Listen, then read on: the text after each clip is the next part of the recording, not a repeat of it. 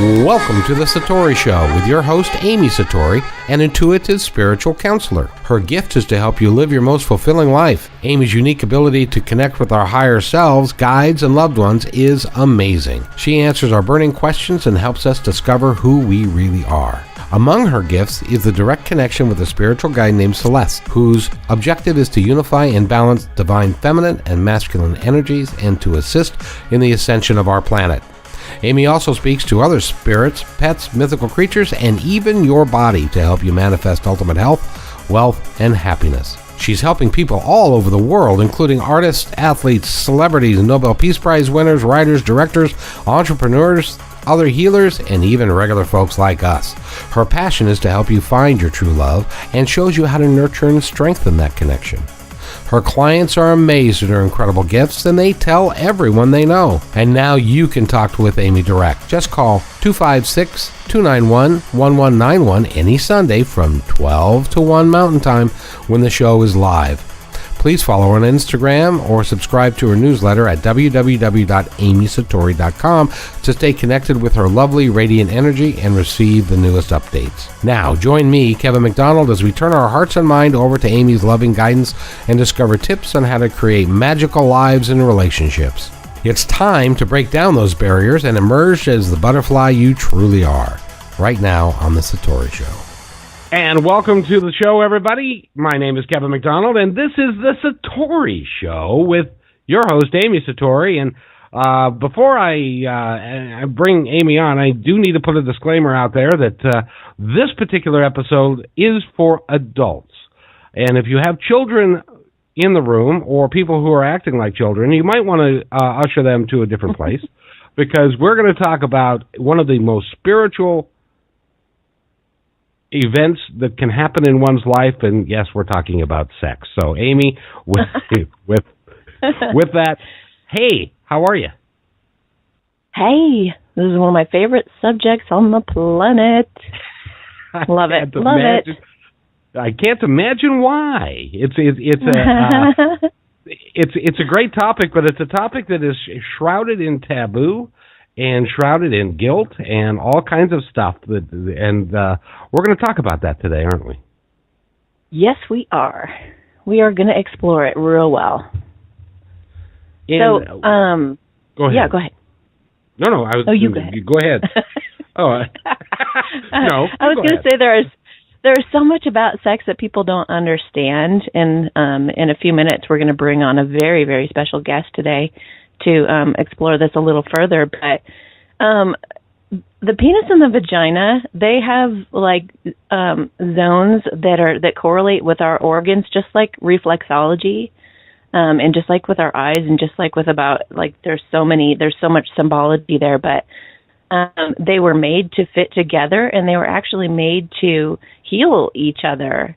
And that's why it's if a girl is masturbating and she's not using a dildo, it can be really unfortunate. It causes overstimulation in one area and not enough in another.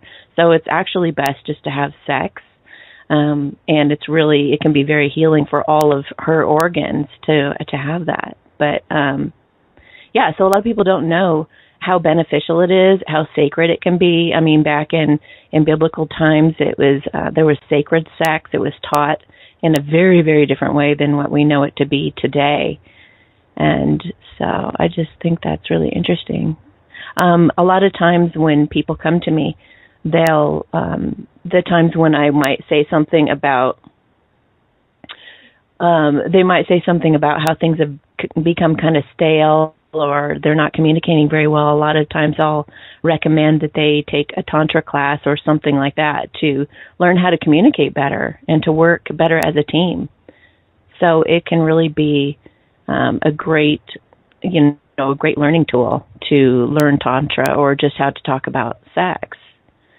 And one of my favorite experiences and one of the coolest things that happened to me once was I was with this guy, and I didn't know that I could even have orgasms because I never had. I mean, I had a lot of sex, and this guy was like, "Well, are you gonna?" And I was like, "No, I don't really do that."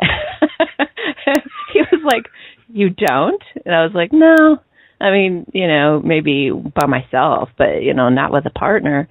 So he was like, okay, well, I've got the day off, and we are going to spend the entire day, and we're going to make that happen. And it was so cool because I had resistance to it, and I was like, no, I didn't want the pressure. I resisted quite a bit. But then finally I just gave up and kind of gave in and was like, well, okay. And from that moment forward, I have them every time, pretty much. So that was pretty awesome. And it just shows you like how important communication is.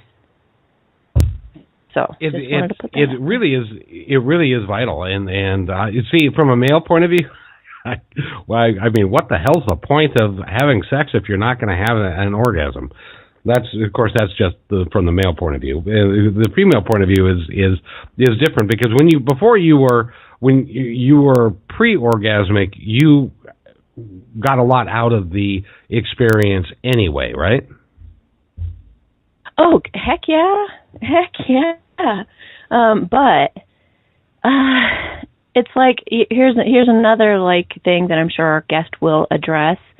Is that it actually, for a woman having an orgasm, like enhances our health, and for the man, it actually robs you of vital force energy.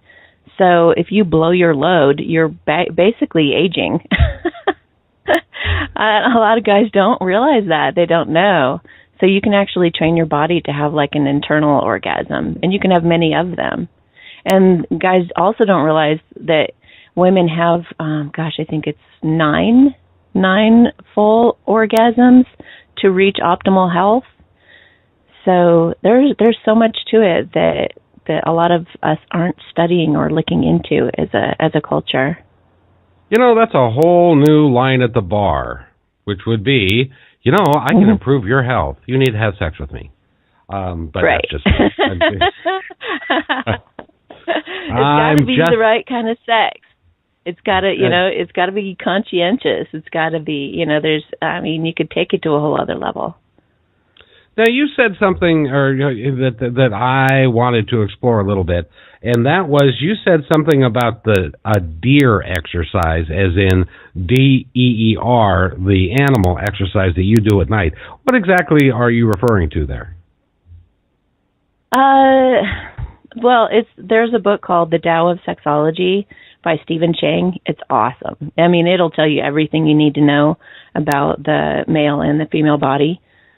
But, I do this exercise every night that's really ideal. If you can imagine something sexual, enjoyable, that prolongs your health, that stimulates all of your organs, that actually stops or slows your aging, that can make you bypass menopause altogether, keep you in a great mood, balance your hormones in a natural way, and all the above. And that's the deer. And it can actually enlarge your breasts, and it can make them smaller, reduce them, whatever you're wanting to do. So interesting. So, and what exactly is that? Is that a long involved thing, or is it just something setting your intentions every night? No. Okay. So I'm going to explain it for the girls that are listening because it's an awesome thing. So, and it sounds like it takes a long time, but it just takes a few minutes, and it's pretty basic once you get it down. And since this is recorded, you could listen to it again until you get it right. But basically, I use a tennis ball, and I sit on the tennis ball, and I put firm pressure on my clit, and then I rub my hands clockwise around my breasts, but not touching the nipple because the nipple is a little too sensitive, but your nipples will get hard if you're putting the firm pressure on your clit. So you got to have like that perfect combo. And then I'll circle my breasts about 150 times, something like that, and it goes by real quick. You got to keep that firm pressure, though, the whole time. It's got to be a combo. Once you get through that phase, you go to a second phase. You lay on your back, and I take the same tennis ball, and I just roll it along on my lips for about 70 spins clockwise also, and that just stimulates all of the organs, and you're also clenching super tight, kind of like a Kegel thing. And you just hold that for as long as you possibly can, and you roll the ball around for as long as you can hold it. And it just really tightens your muscles. So essentially you're just kind of grabbing onto that penis and not letting go, which feels really good for the guy. Yes, and you're stimulating all of your organs, and it's so good for you. It's really great for you. Well, and so it's kind of... And you can do that several times. You can do the second phase a few times. And yes, you can accidentally have an orgasm or something. You can also just build up your Kundalini energy doing it. But you really do have to kind of blank out your mind. It's sort of like a meditation. You can't be thinking about things for it to have the maximal effect. But essentially your period stops after about a couple months of doing it.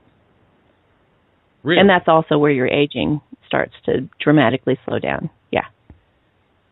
Oh, that's really cool. So if you want to find out more about that information, listen to this podcast again, because that's really good information to know. Because there are a lot of people that, and we need to bring on our guests. There's a deer, yeah. There's a deer exercise for men too that they can practice. Oh, okay. I'll bite. How does that work? Did you know how that works? They can look it up in the book Tao of Sexology. Okay, then we'll leave it there.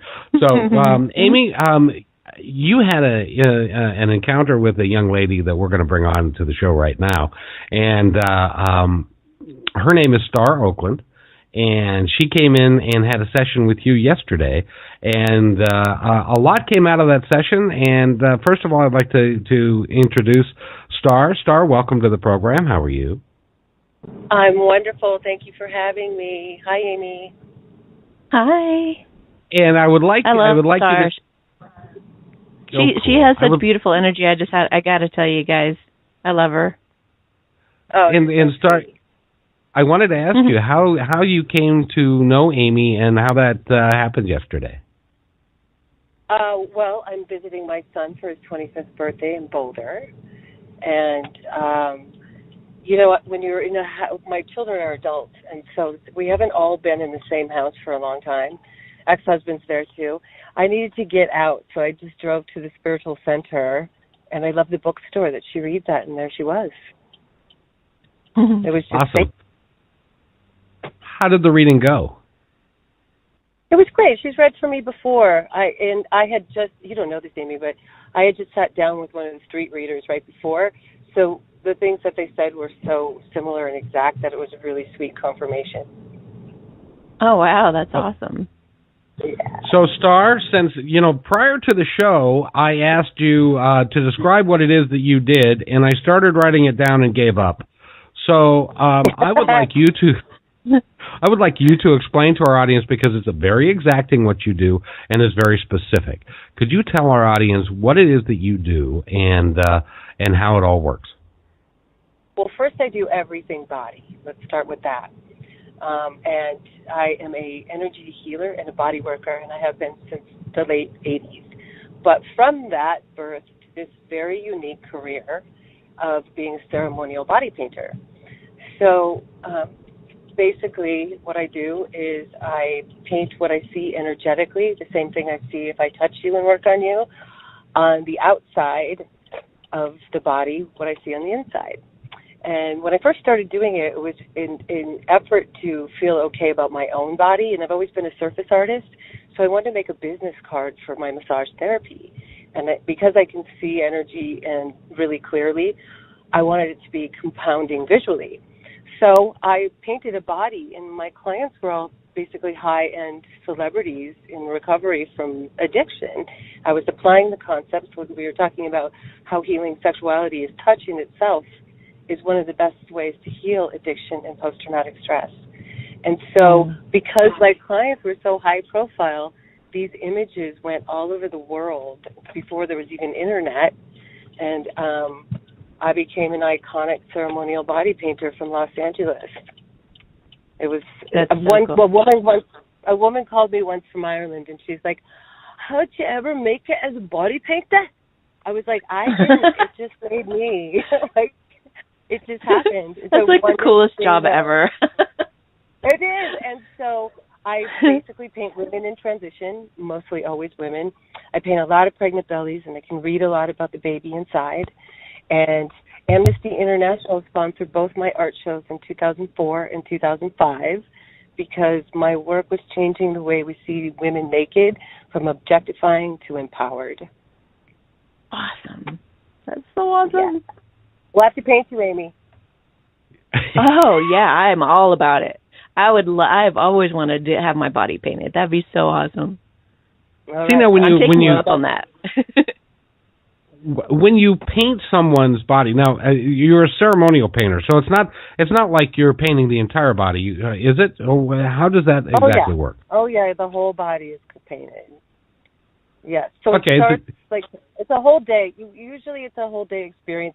Actually, what I have found after doing this for almost 20 years is that the process of being painted is the real experience. It's really the most profound part of it. And when the photos come back, there's a second layer that unravels.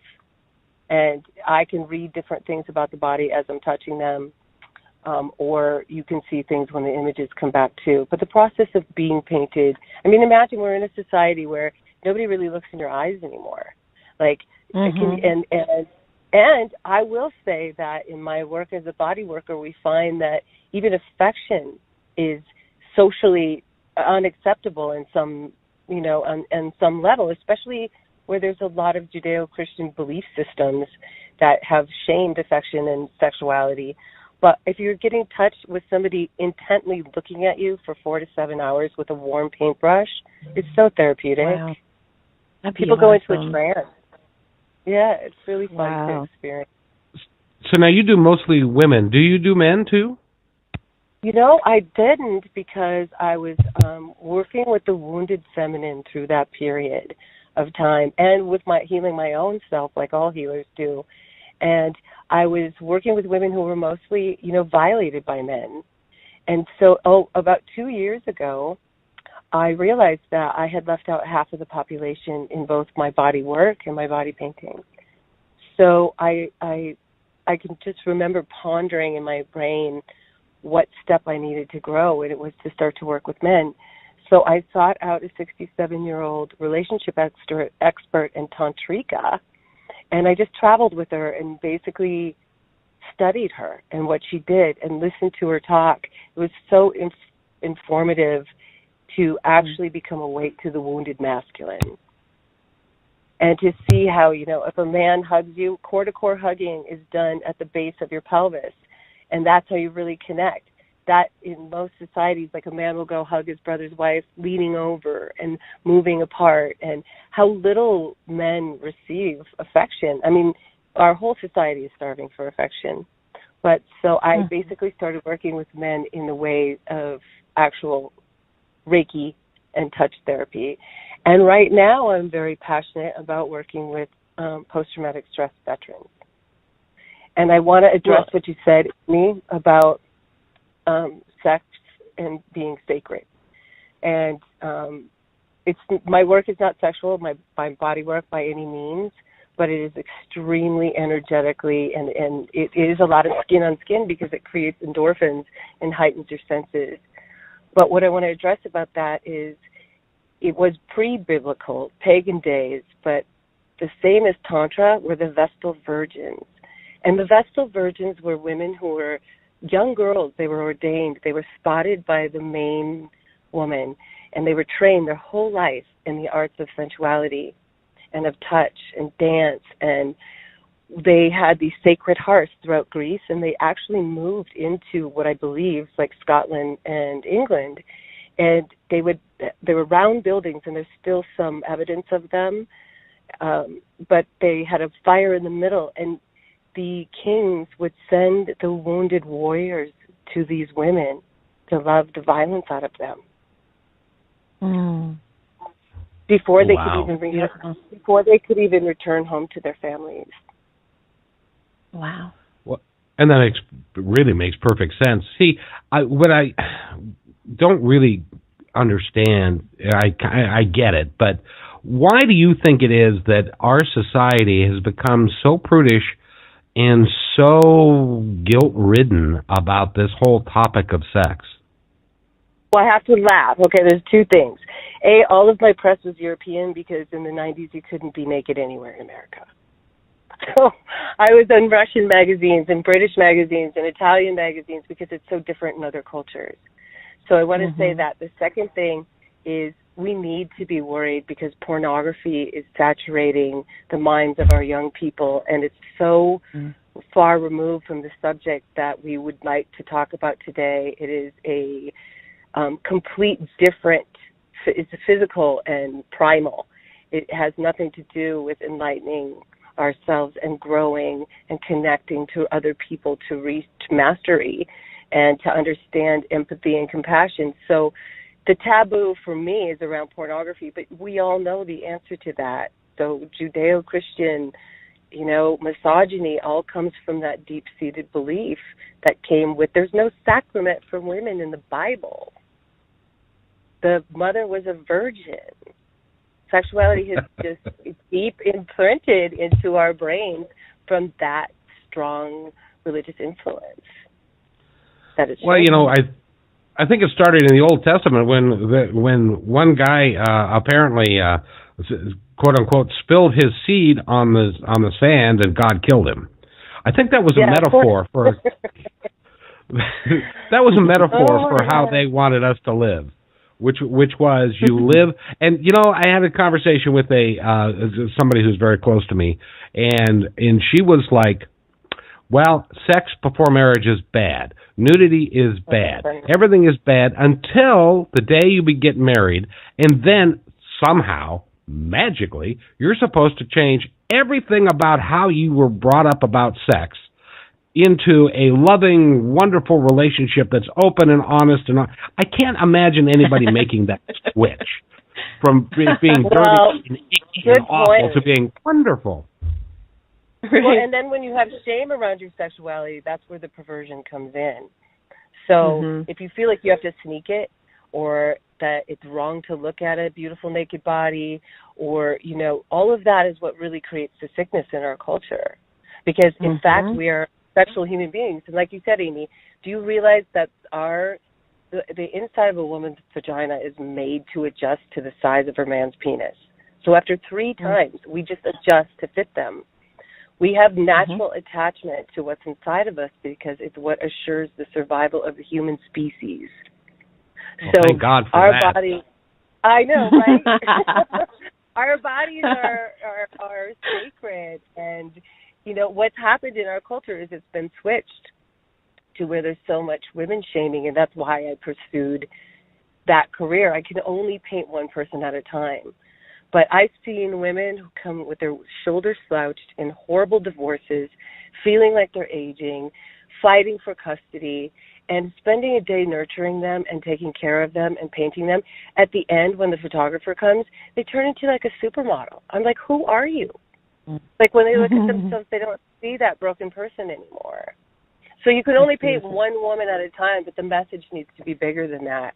And people like Amy bringing this to the light are the people who can help us bring more education and less shame to the topic of sexuality. It really is sad. Go ahead, Amy. Go ahead. Well, a lot of people think too that if you fantasize about something that's bad or that you would just let's just say this: whatever you fantasize about is usually not something you would actually do in real life. So if you can validate that and be okay with whatever you want to fantasize about, it will liberate you. If you can take the shame out of it and just be okay with whatever the heck you want to, fantasize about, do it. It's part of your liberation, part of your freedom, and it'll help you view sex differently. Don't be afraid of it. A lot of people are like, oh my gosh, but that just means that I'm like this. And it's like, no, you're not. No, not at all. Oh, yeah. I mean, only if we could get... Amy, you're going to laugh about this because I have a strong group of other powerful women healers, and I've always had a big women tribe. And so the other day, the topic of all of our morning conversation was sex. And so after like the 4th phone call, I told my friend who I'm caring for, I just looked at her and I said, I need to have a reality show called Phone Calls to Star because we are all talking about it. It's the topic. Well, especially now. Now, let me ask you both, ladies. You know, in our culture, the way it works is a man gets older, he gets more distinguished. A woman gets older, she gets old. How do we change that dynamic? I think that there's a lot happening. I just saw this amazing documentary, or it's a TED Talk, about a particular person who is addressing aging. And I think it was on NPR too, and talking about it. And I mean, I have to tell you, I'm 51 years old, and I look and feel great. And I think that people still look at me in a sexual way everywhere I go. I think a lot of women are like me. I think that we are kind of breaking that bar right now in history, actually. I think we're starting to see a shift. And we're starting to see it. Like, I'm friends with celebrities in LA, like Rosanna Arquette and Daryl Hannah, and throughout my life, they've all passed in. Those women got together and made a documentary called What Happened to Deborah Winger. And it was about how when they turned 40, they stopped getting cast for everything. And that was probably about 10, 15 years ago. But now it's not like that. Now they are casting women to play their own age, and they look great. So I think that... And, you know, menopause doesn't help. Go ahead. What was that? I said menopause doesn't help because unless you're doing what Amy's doing or you keep your sensuality, that is the most important thing, that a woman learns to keep her sensual nature, which is her creative nature, and your creative nature is your sexual energy. So a lot of women don't know how to deal with menopause in a way where it just shuts off your sex drive without keeping that alive. But I think that people are catching on, like Amy, and learning how to stay young sexually and feel sensual even as we age. I'm really promoting this. I'm really talking about Tantra on a regular basis with people, bringing a lot of awareness to it. It's important. It really is. Well, raising your Kundalini also makes you younger. How do you convince her? How do you talk to women that are in their, you know, late 40s or 50s, and they're like, you know, it's too much work. It's like Whoopi Goldberg has said, even on The View, she said, "You keep that thing over there. I want nothing to do with it." But how do you keep your sensuality going when your body is kind of not interested? Is it doing the work like Amy does it to keep that? And if you don't keep it, you lose it? I think you need a sexy lover. That's it. Because after, you know, it's so true. You know what it's like after you've had an amazing sexual experience. You walk out in public and everyone thinks you're a light bulb. They're like, what are you doing? How do you look so good? You have to keep it active. And if you're married to somebody, you know, marriage needs some work, because most people in a marriage, their sexuality will fade after a while. They become more of a family. And so you have to put the attention on keeping it alive. Yeah. Well, fellas, that's a challenge for you, because if you're not an amazing lover and that potbelly's gotten to you and you just don't feel like it yourself, if you haven't seen your tool shed in a number of years, you might want to rethink what you're doing. Would that be appropriate to say, ladies? Yeah. I think that people who are conscious and interested in sexuality find their way, and I think it's okay not to be too. It's a big. I don't think you have to. Yeah, it's like you don't have to have a perfect body by any means. No. You just got to know how to use what you got, and you know, feel confident, feel sexy. That's part of like staying with this. You know, it just. I mean, if you're treating it like acting kind of weird about it, and you're awkward within yourself, you're not going to come across very sexy either. But I think Laura Amanda, I was going to say the older tantric woman, she teaches women how to keep that happening. You know, through movement is one thing. You know, and dancing. She has a statement that is, "What do you do for pleasure? We need more play. We need more pleasure in our life." And the way you recreate yourself is to recreate. The the word recreate means recreate. So we are a society who doesn't, if you ask somebody, what do you do for pleasure? It seems so inappropriate. But really, what do we do? It's what makes us healthy and makes our skin look good and makes us interested in life. It's part of being a human being. Yeah, exactly. I was going to say that it's probably my number one thing I tell people to do next to doing Byron Katie's work is play. I'm like, you got to laugh. Go to a comedy show, go to a carnival, go to anything. As long as you're laughing like kids, that's going to keep you young and happy, and it's going to relieve stress and make things better in bed. It's like, you got to play. You got to laugh. However you need to make that happen. It's interesting. Go ahead. Well, I was just going to say, it's interesting because, I'm 60 now, and when I was in elementary school, I went to a Lutheran school, and it wasn't until 8th grade when we actually had any kind of sex education at all, and the gentleman who was giving the talk, he kept on using the reference, don't abuse yourself. Now, I had no earthly idea what the hell he was talking about. But he kept on saying, you should not be abusing yourself and stuff, and I didn't know what that meant until much. I have to laugh so hard. Oh my God! I came from a Lutheran background too. That's probably the prudest religion I've ever experienced. But that's so awful. That was Lutheran. Shame into a little person, shame into your mind that if you touch yourself, you're abusing yourself. Exactly. That's hilarious. So it lets, but times have changed now, but still people still don't talk about self-love in a positive way. It's still under the auspice of being naughty, and you shouldn't be doing that. How do we open up our society? Because our society, you're right. If you go to other cultures like in Sweden or in Germany and stuff, you see naked pictures on billboards and stuff, and we are so behind. Not only that, but families are naked. So being naked is just being naked. Okay, that's not. We're so starving that naked means sexual. That's so weird to me. I've had 2 babies. I was naked all the time. You know what I mean? It was like you just are naked. Your kids were naked. It's just the way that we're human beings. So the fact that people see naked and think sex right means just shows the deprivation that we have in our culture.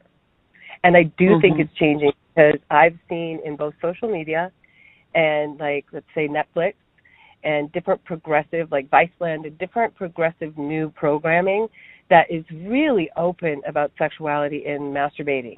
And I see it, like, subliminally, I see it increasing and be more of a topic. Sorry. Yeah, well, a lot of this has to do with, and I know you'll agree with this, that what we accept and we're okay with, we actually don't need to do. It's so weird how opposite it is of what we think. In religion, a lot, it's like, don't do this, don't do that, this is bad. And if you do that, you're actually going to do it more. You're just going to do it in secret, and you're just not going to say anything about it. But if you can accept all aspects of yourself and love all aspects of yourself, then you're apt to not do it. So if you think that it's not okay to be angry, so you're always smiling in front of people, then you're going to you're going to suppress those feelings, and you're going to get angry in an inappropriate situation and in an inappropriate way. So if you can just be like, hey, accept all these different emotions that arise in us, our quote unquote shadow side, and say, hey, I'm angry right now, and I'm going to let it be here. And when you do that, it just kind of fizzles out, and it doesn't need to have power over you anymore. If you learn how to validate your feelings and be okay with it, like sometimes I'll have some difficult emotions to work through, and so I handle them appropriately. Though I might get really upset and be like, I'm just having a really sucky time right now. This hurts. And then I'll say, okay, well, I'm going to sit down and do Byron Katie's work, or I'm just going to be pissed off, or I'm just going to go, for a walk or whatever. But I don't make myself feel bad about it, and I don't tell myself, oh, you can't be acting this way. You're a spiritual person. You can't be feeling this way. I don't do that. I'm totally okay with it.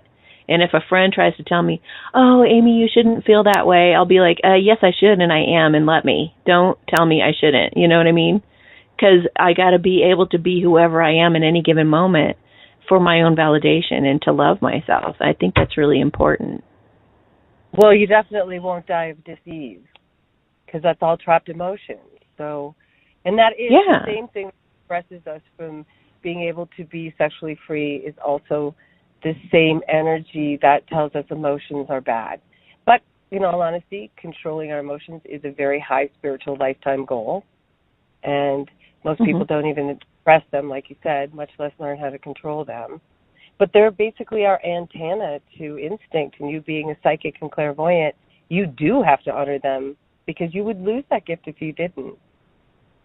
You have to use them as a antenna and barometer. You know, they did that test where they showed, Harvard did a test where they showed all these different age groups of people images. And the images were puppies and kitties and love, and then they'd show like a Holocaust picture or a starving child picture. And like 99% of us knew seconds before when the image was going to be dark. And it was proof. We all know, like when something, like if we trust our instincts, we all have it, like inherently as a human race, that we can, if we learn to trust our instincts, we can protect ourselves from danger. Yeah, that's amazing. I love that. That's so cool. And that really is that's a key is trusting our instincts, because we all have them. We just don't listen to ourselves sometimes. It's true. The other fascinating study on sexuality, Amy, if it's okay if I tell you, can I share with you something? Okay, so there's the University of Minnesota did a research study on sexuality, and so they took different groups of people, like lesbians, gay people, you know, homosexuals, lesbians, heterosexuals, and I think a trans or one other type. And they put them all together and they asked them what turns them on. So each one had a specific images that were picked based on their fantasies or what they sexually liked. And then for the women, they inserted something into their vagina, and for the men, they put something around their penis. So they would measure when the body reacted sexually, and then on the arm, they had a yes or no switch to how the brain felt. Like, is the brain working with the body? So everybody in all of the groups had a pretty close percentage to brain sexuality and body sexuality, except for heterosexual women. They had a 25% gap from what their body said to what their brain said. So, is that fascinating? So at first, the research doctor thought it was based on thousands of years of, you know, sexual abuse and suppression, and which is true. We still have the biggest slave population in the world right now with human trafficking, more than we've ever had in the history of mankind. So they thought it was this, you know, the story of women. And she went a little bit further, and the outcome became that it is a tool for survival of the fittest, that a woman knows which man is best to reproduce with and which one is the best provider, and they're not always the same, and the brain differentiates to keep the human species alive.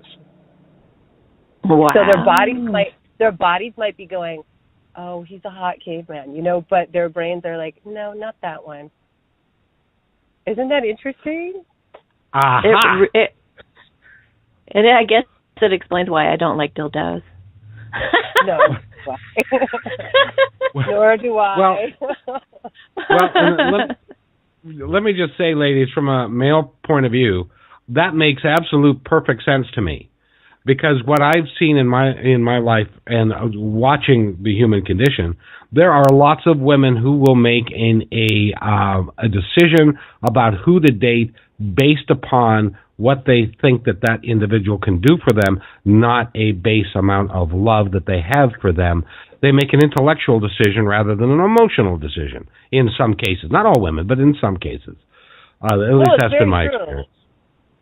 Well, the test goes further. So they took birds that mate for life, and they tested the eggs, and like a big percentage of them didn't belong to the mate because the bird knew who had the better DNA, and then she would just mate with the best mate. So this showed that this was monkeys and birds, because only 3% of our population on Earth is, monogamous or mates for life, I should say. So when they went and studied them, and they found a lot of times that the eggs didn't belong to the provider father. Isn't that interesting? Mm-hmm. Yes, I think so. And that's kind of, like you were saying that we don't mate for life. And 3% of us are matched so perfectly that they end up, I know some of my friends from high school that are still together 40 years later, but the large percentage of people are second, third marriages and that kind of stuff. And it's just impossible for us. But at the same time, there's a certain amount of shame with having multiple partners as well. If you're a woman, if you're a man, you're a stud. If you're a woman, you're that other word. Yeah, that's changing. Did you see the big movement now where changing. the feminists they have a slut movement and a whore movement, and it's so true. The other feminists are very upset about it. The like staunch, socially active feminists. But these young women are like, we're sick of being slut shamed. We're sick of thinking our sexuality isn't valuable and that we shouldn't be sexual. And so they're making a point about it. So it is changing. It's really changing. I'm not sure how. I'm really. Yeah, well, I'm personally really glad to have my past. I mean, it is a valuable training. Well, without I consider it really, really a great experience. It totally without your past, you wouldn't have your present, and therefore you wouldn't have a future.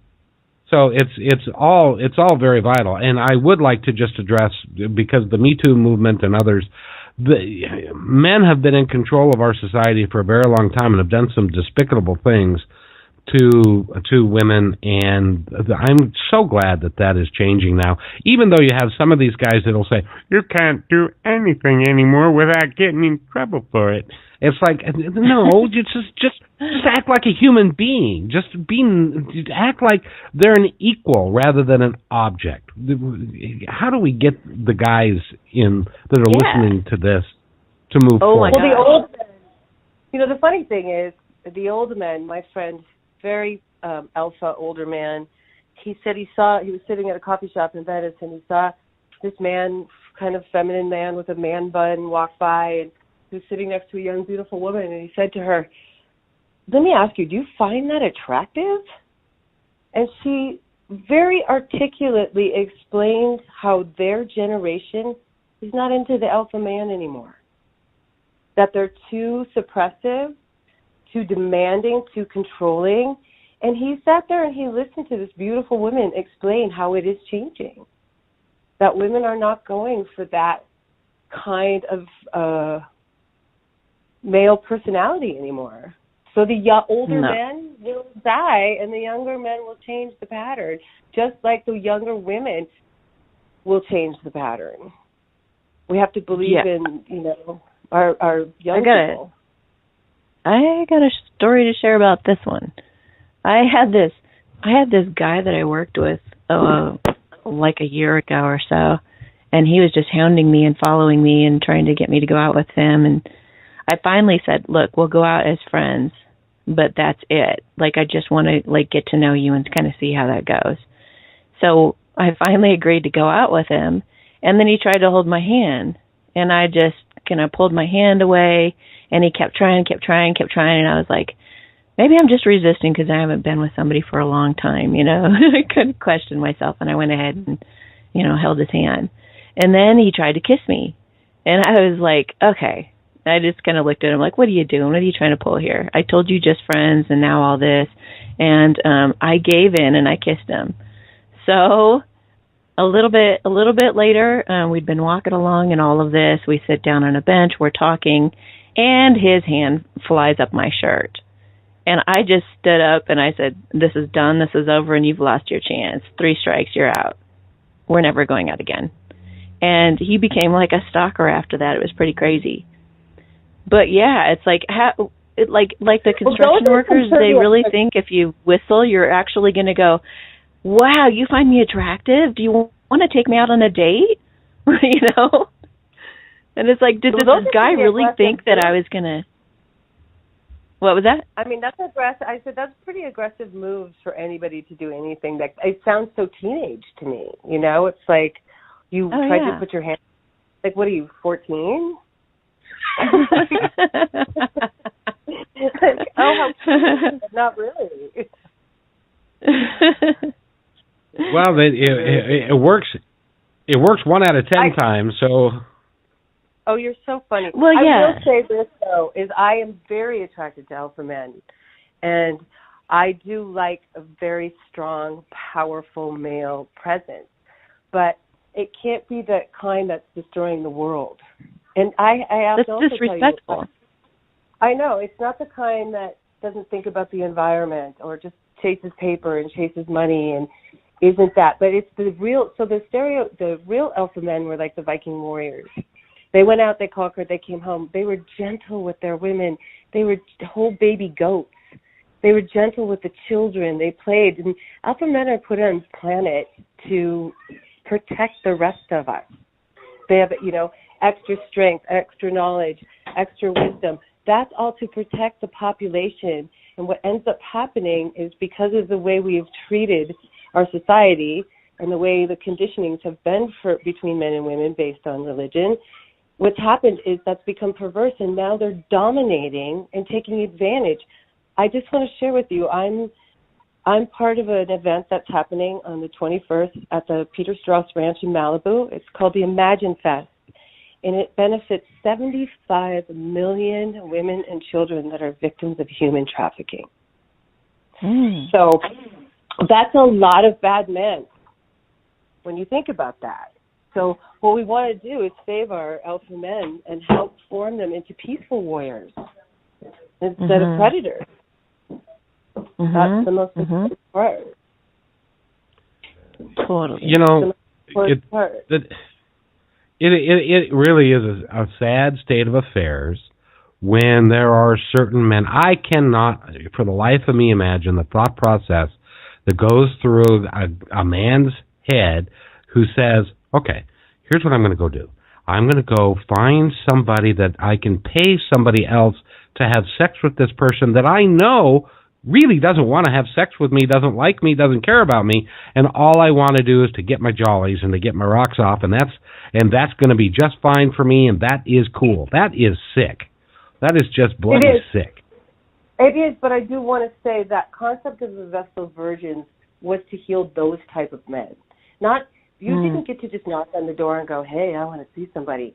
You had to be ordained and blessed to go there, beaten and broken, and the women would, I'm not even sure if sex was involved, but I'm sure it was, but they would, infuse all of their sensuality and nurturing and healing. Like when my babies were sick, I could just hold them for a day and make them better. For real. I just loved them and nursed them and held them and had skin and didn't put them down. 24 hours later, they were better. That is the power of human touch. It is what we're missing to keep us. If we don't have a certain amount of affection a day, you could become mentally unstable. So we're a species that's interdependent. So men and women have to have an equal voice because we are interdependent to assure the survival of the human species. That same study that showed the difference in mind and body sexuality, that same study did a study on why men are becoming more feminine in general, and it basically came down to co-parenting. So the more the men were spending time with the children in the home, the more feminine they were becoming, and the more women were out in the workforce, the more masculine they were becoming. And that was interesting. Yeah, I thought so too. And because we've been at war, all of our men, so I'm sure you guys know this, but 22 veterans commit suicide every 24 hours. And that's where Whoa. I would, and they're finding that you have to engage the pleasure part of their brain to heal the trauma. So, I think some of those men who just think that they, I just want to go get my rocks off, or however you said that, it's some of them actually need sexual healing to switch their brains into a different life. Mm-hmm. And there has to be powerful ways to do that. Unfortunately, in our society, that's considered prostitution and illegal. And I don't even know if that's the answer, but I do know that working with trauma, with affection, and physical touch is extremely healthy and can help heal post-traumatic stress. My point was that all the men are not in our homes. So 65% of all American homes are financially provided for by a woman today in our current time. That's definitely changing the perspective from women into a more masculine character. Did you guys know that there's actually a job? I just found this out a few months ago. There's actually a job where you can pay somebody to just hang out with you and cuddle. Yeah, there's a whole bunch of them. New York is really big on that. That's kind of cool. I mean, for those that need that, that's kind of neat. And it's like that healing thing you're talking about, that healing touch. So important. And it's so neat. They created a job for it. Yeah, and they don't have sex. No, you don't have sex. Or they don't necessarily have sex. No, yeah. They don't. It's very true. Mm-hmm. Well, the idea is... Go ahead. Go ahead. I touched on so many things. I could talk forever and ever and ever with but you're going to have to go here in a few minutes, but because you're going to catch a flight back to L.A., but I wanted to make sure that we got your information out and also your web information, and so that somebody can contact Star Oakland. How do they do that, Star? Well, you can see my body painting at Star Bodies on Facebook, and you can check out my massage and body painting website at Star, OAKLAN, 4, at wix.com/mysite. Say that and again. You can email me. Okay, it's Star, the word Oakland, but without the D, OAKLAN, and then the 4, at wix.com/mysite. And you can email me at staroakland@gmail.com. Yeah, we're going to have to follow up on... Yeah, go ahead, Amy. I'm sorry, but we're going to have to follow up on you painting my body, too. That just sounds awesome. Oh, that sounds wonderful. It sounds awesome. Maybe awesome. Yeah, maybe your next trip to Boulder, or maybe I can come out to L.A. or something. Well, I'm here quite a bit, so I would love to make that happen because I would love to hear your experience and see how you feel about the whole process. It's quite entails a whole lot of different levels of wonderful. Well, and since you're getting into men now, Star, I was just kind of curious to know how do you paint a guy's penis, because that's kind of a moving target, isn't it?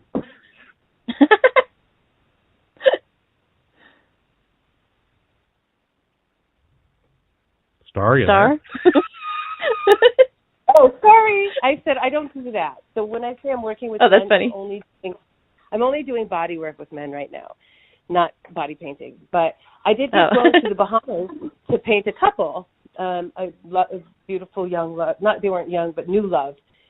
And so when it came time, when I was painting it, came time to paint his penis, I intuitively turned and handed the brush to the woman and said, "You do it." And it just added to their experience and to the arousement around it. It was really cool that I did that. I was like, "You do it." And she's like, "Okay, I'll do it."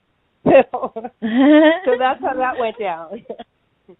That's awesome. I think that's a wonderful way to get out of that. That worked out really well. Well, I haven't been painting men, so I can honestly say that. I'm still painting women and working on doing body work on men. A lot of my clients are actually handicapped or have specific body needs, and A lot of them are in loveless marriages and they never get affection. So a 2-hour massage, they go home feeling reborn and better and more capable to deal with their marriages. I only work with mature men because of the penis situation, because, young men are so much more likely to sexualize a massage than a mature man. Yeah, and that's the message I need to work with is, I feel like I need to work with my generation of men. We need a lot of help, our generation, because I'll tell you, Star. One of the problems that we have is that we were raised that we were going to be the provider and we were going to go out and slay dragons and we were going to do this and we were going to be alpha male and we were going to be tough, and then to come home and to be nurturing and loving and caring about your children, about your wife. And that is a complete turnaround that some guys really just can't make. And I wish you a lot of success in getting men to understand that they also have a nurturing side and that they need to be more loving. Mm-hmm. Mm-hmm. Well, I just want to be very personal with you. I'm celebrating my son's 25th birthday, and my son is a very powerful, very alpha male, and I made him an adornment of sacred things from the Dalai Lama and from Tibet and from Africa and all these different places, because he's very multicultural too, about the peaceful warriors. So I'm learning this lesson really intimately and personally. So if I can, teach that to my own son, who I see his ego is really big, and it's a daily chore.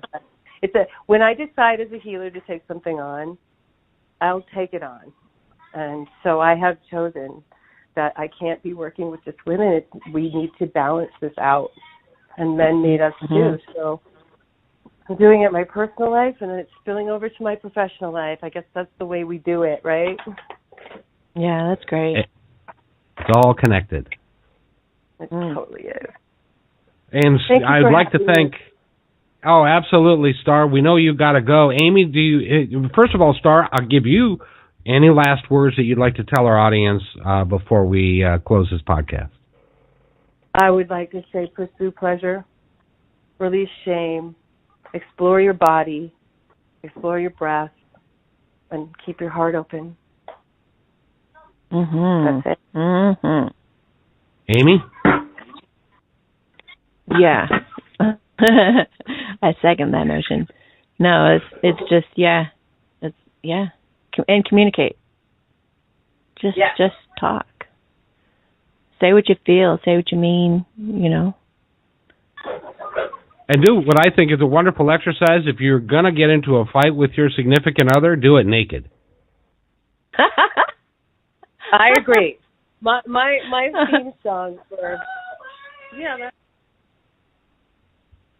My theme song for this program that the woman is producing about muses is you got to work like you don't need the money. You got to love like your heart has never been broken. You got to get naked whenever it's sunny and dance like nobody's looking. I love it. I got chills. I do. But that's a good theme for life. Yeah. And again, that is Star Oakland. Go look at her information. And Star, give us your information one more time. You can find me at Star Bodies on Facebook or at StarOaklan 4 at wix.com/my-site. Or you can email me at staroakland@gmail.com. Perfect. Thank you so much for being on the show. And Amy, any last words for our audience? No. No, I think that was just we got it. That's pretty awesome. That was a great talk. Thank you so much, Star. Thank you so much, Amy. I'll see you next time around. Sounds awesome. You have a great day, and remember what Amy always says: fear isn't real. Take care of yourself, take care of your body, take care of each other, and we'll see you next time on The Satori Show.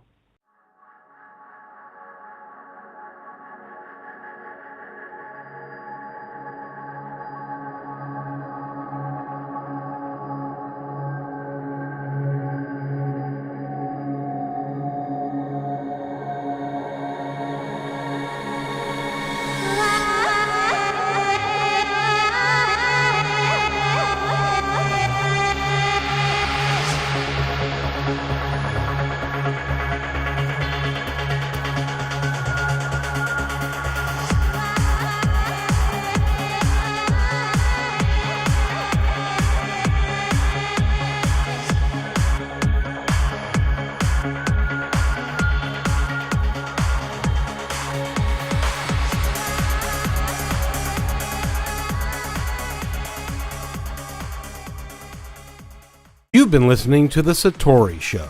Please visit Amy's website, www.amysatori.com, to find out more about this incredible talent. The views expressed during this podcast are those of the host, guests, and callers, and are not necessarily those of management or the owners of this podcast. What you need to know is that Amy is a wonderful teacher, guide, and communicator for the unseen world. What she does not pretend to be is a doctor, fortune teller, seer of world events, or predictor of what is to come. What Amy presents is real, based on her understanding of the world and communication with that unseen world. As always, you're free to decide for yourself as to what to believe. Regardless, we love and accept you completely just as you are. And thanks again for listening to The Satori Show.